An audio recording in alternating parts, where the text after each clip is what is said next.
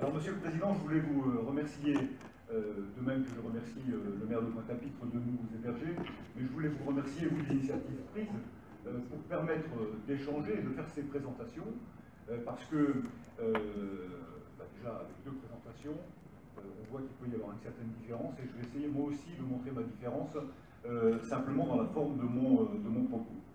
D'abord, je vais faire en sorte de ne pas vous faire croire que l'élection présidentielle est un concours de beauté qui repose sur les qualités humaines d'une personne. Bien sûr, il en faut, mais c'est peut-être pas ça qui est déterminant en ce qui concerne le président de la République qu'on a choisi. Et puis, parce qu'on a un programme, nous, qui est abondant, je ne vais pas vous en infliger à la lecture, et j'ai choisi plutôt d'organiser mon propos en 4 points pour cet après-midi, en tenant compte du fait que nous avons une dizaine de minutes pour nous exprimer. Et je voudrais d'abord vous dire quels sont ces 4 points. On va aborder d'abord, dans le programme de Jean-Luc Mélenchon, les questions sociales qui sont au cœur de son programme. On viendra ensuite dans un domaine plus économique et avec comme leitmotiv d'en finir avec la colonie. Il faudra aussi qu'on ait un moment sur la question de la paix et des relations internationales, parce que c'est de pleine actualité. Et puis je vous dirai, ou j'essaierai de vous dire, en quoi cette candidature pose, et je pense que je répondrai à un certain nombre de questions de notre conférencier, de façon complètement différente, la question de la philosophie politique du programme de Jean-Luc Mélenchon et de son action future.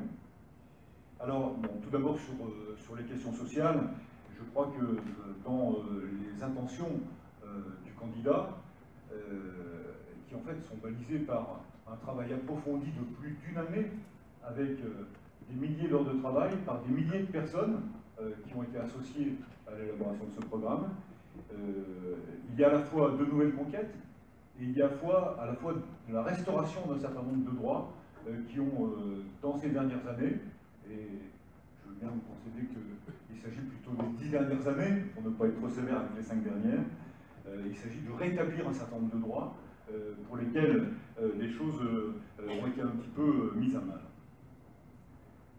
Alors, nouvelle conquête ou restauration, on reviendra avec Jean-Luc Mélenchon à la retraite à 60 ans, avec 40 annuités de travail, et une retraite donc à taux plein dès 60 ans. Alors, une fois pour toutes, chacun pourra dire, mais de quelle façon tout ça va être financé? On l'a déjà entendu avant même que je l'exprime. Je voudrais donner, pour la question du financement, que ce seul exemple. Sur la question de comment financer ces nouveaux droits à la retraite, c'est-à-dire le fait qu'on revient à 60 ans avec 40 annuités, dans le calcul qui a été fait pendant 5 heures d'émission sur YouTube, il est très clairement expliqué par nos économistes qu'il suffirait de faire en sorte que les femmes soient payées autant que les hommes, donc à égalité naturellement de compétences, on en finisse avec cette inégalité qui est insupportable, pour que l'afflux de cotisations que ça procurerait permette de financer cette simple mesure, et cette seule mesure. Voilà, je ne reviendrai pas sur la question du financement, parce que malheureusement nous avons 10 minutes et le temps passe vite. Je vais devoir aller plus vite sur les autres points d'avancée en matière sociale, mais pour nous, le SMIC est augmenté immédiatement de 150 €. Immédiatement de 150 €, avec la perspective naturellement d'évoluer. Les minima sociaux, aucun minima sociaux en dessous de 1 000 € au total par personne, dans la mesure où en dessous on est dans le seuil de pauvreté. Et je veux dire, parce que ce n'est pas une mesure simplement qui concerne la totalité de l'Hexagone, je veux dire combien de personnes ici, et combien plus ici en Guadeloupe que dans l'Hexagone, vivent en dessous du seuil de pauvreté, avec des revenus qui les mettent en dessous du seuil de pauvreté. Il suffit de se promener un petit peu, il suffit de se souvenir d'une enquête récente, d'un an et demi, où 40 000 personnes en Guadeloupe disaient ne pas être sûrs de manger à leur faim de façon régulière dans la semaine. C'est France Antilles qui le dit. Alors, si c'est dans France Antilles, ça doit sans doute être vrai. Oui, que vous me le soufflez. Bon. Je veux aussi revenir sur la question très importante de l'école. L'école coûte très cher aux familles en Guadeloupe. Les fournitures sont chères. Les repas sont chers, puisque le conseil départemental prend une taxe injuste de 50 centimes sur chacun des repas, et sans dégrèvement d'ailleurs quand il y a plusieurs enfants d'une même famille qui manquent. Bon. les repas coûtent cher et ils sont quelquefois de mauvaise qualité. Demain, c'est les cantines gratuites bio, les fournitures gratuites. Alors, peut-être pas forcément uniquement à la charge des collectivités territoriales, mais il faut parvenir au fait que pour les familles, l'école soit véritablement gratuite.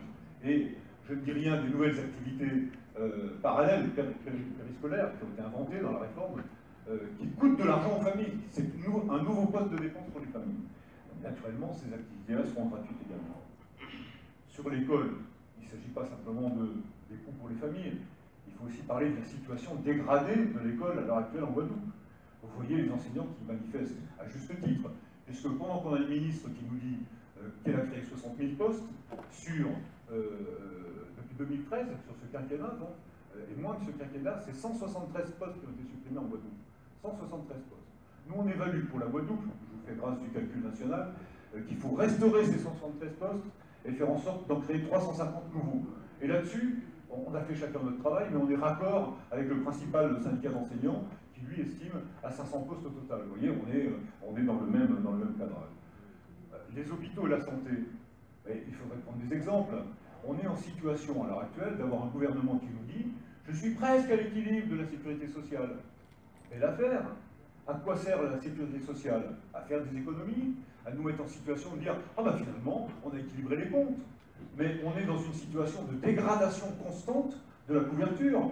Un dossier nous rapproche, Monsieur le Président. Je fais appel non pas aux fonctions de président, mais aux fonctions professionnelles. La dégradation de la maternité de Basse-Terre, c'est quelque chose qui est terrible. Et il ne faut pas se contenter de faire simplement une pétition.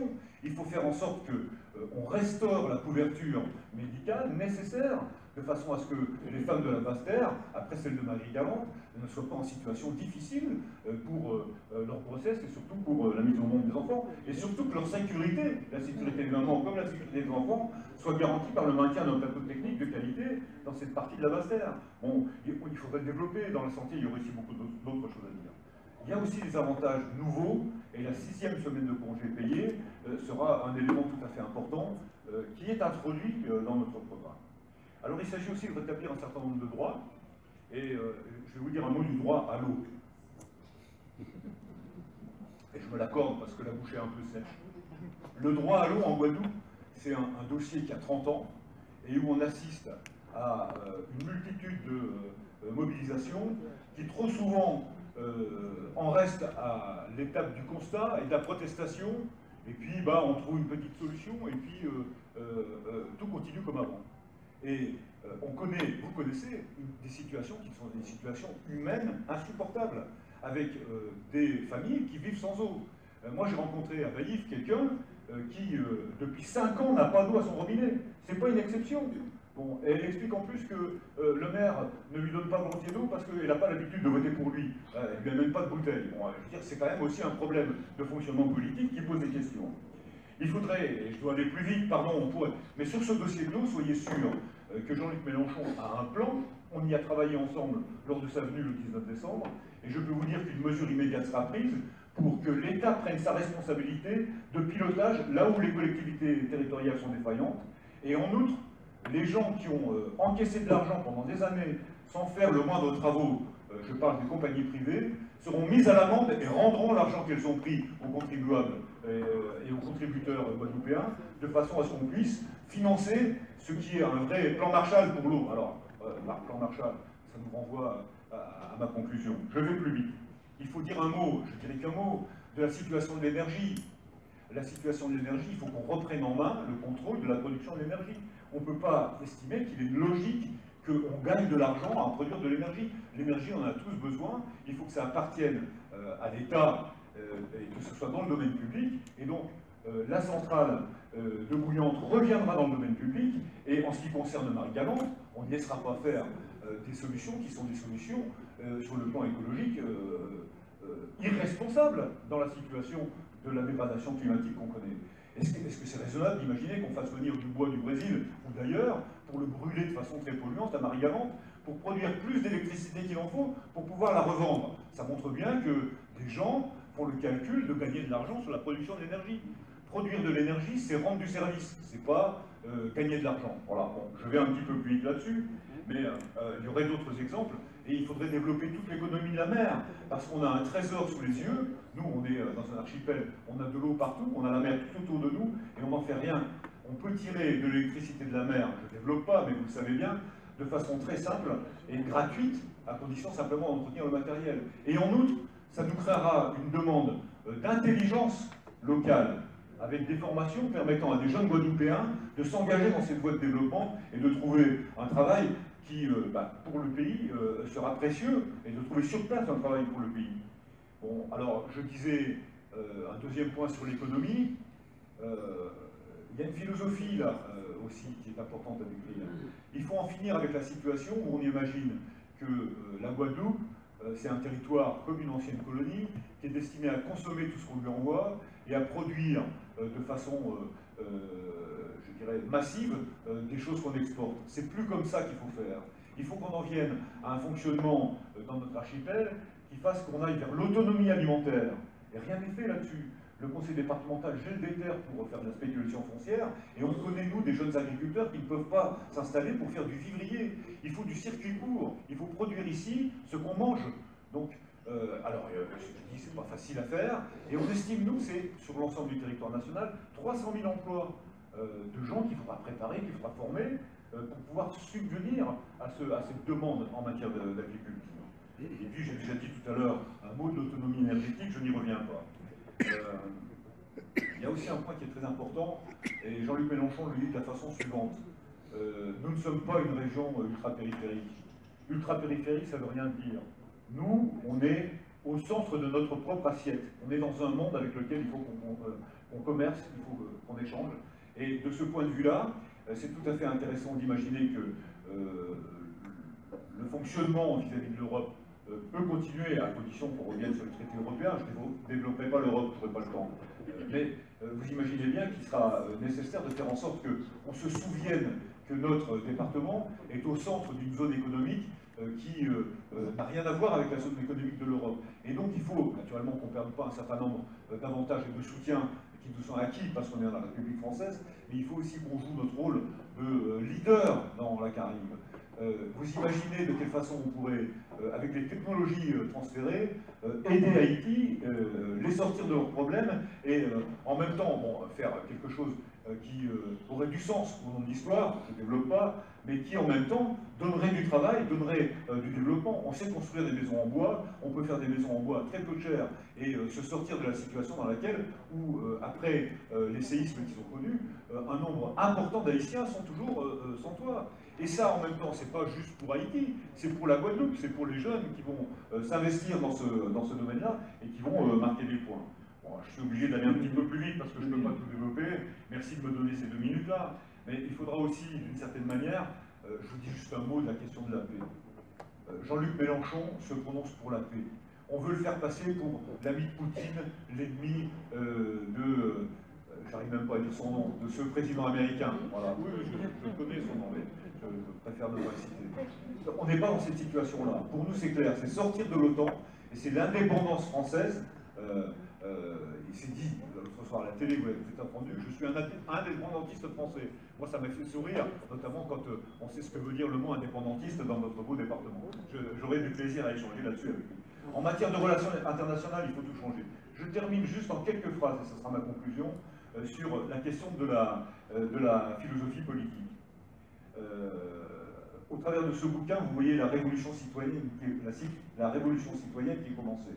Cette façon de travailler pour aboutir à des propositions, en associant le plus grand nombre, en faisant appel à une remobilisation des citoyens, c'est une démarche de philosophie politique, et c'est la nôtre, et elle va continuer dans l'élaboration d'une nouvelle constitution. Alors, navré, moi je ne vous répondrai pas sur la 5e, parce que la 5e, elle est finie. Avec Jean-Luc Mélenchon, nous irons très vite à la définition d'une assemblée constituante, et avec une nouvelle république qui traitera ces problèmes de dérive qu'on connaît chez les élus, mais qui traitera aussi la situation de la présidentialisation que vous dénonciez. On le dit de façon différente d'habitude. Et puis il me semble aussi que, et je veux terminer par là, qu'il faut qu'on sorte de la morosité. Moi, si vous voulez, je ne perds jamais de vue que la France est un pays extrêmement riche, que nous produisons beaucoup, de plus en plus, avec le moins en moins d'heures de travail. Je n'ai pas parlé du retour aux 35 heures, je ne peux pas vous faire tout le livre. Eh bien, cette situation-là est une situation exceptionnelle qu'on nous cache pour nous dire il faut faire des économies, il faut supprimer 500 000 fonctionnaires, on n'entendra peut-être pas celui qui nous dit ça, ou 120 000, il faut faire des économies parce qu'il faut rembourser la dette. Eh bien, on peut vous dire, avec Jean-Luc Mélenchon, la dette ne sera jamais remboursée. Et naturellement, elle sera transformée en titre, elle sera reprise par les banques centrales, et nous n'aurons pas à rembourser cet argent-là, qui, d'une certaine manière, nous libérera du poids, pas simplement financier, que ça avait pesé sur nous, mais du poids moral, où on essaie de faire croire aux Français qu'il faut se serrer la ceinture, alors qu'on n'a jamais été aussi riche. Et ça, c'est une nouvelle philosophie politique. Et je voudrais dire, je le disais parce que dans notre campagne locale, on utilise beaucoup l'éducation populaire. On a passé la sociale à Basse-Terre, le film qui décrit la création de la sécurité sociale. On a passé hier soir la ligne de démarcation qui nous renvoyait au temps de l'occupation. Et moi, je pensais, pendant cette occupation, les résistants, qui pourtant risquaient leur vie tous les jours, gardaient le temps de construire le monde nouveau qu'ils avaient envie de voir au lendemain de la victoire. Eh bien, pour moi, j'ai senti hier soir qu'on était dans la même situation. Les jours heureux, c'était le nom du programme du Conseil national de résistance. Eh bien, mesdames et messieurs, avec Jean-Luc Mélenchon, les jours heureux sont devant nous. Ils sont à portée de vote. Voilà. Donc je vous invite à voter Jean-Luc Mélenchon.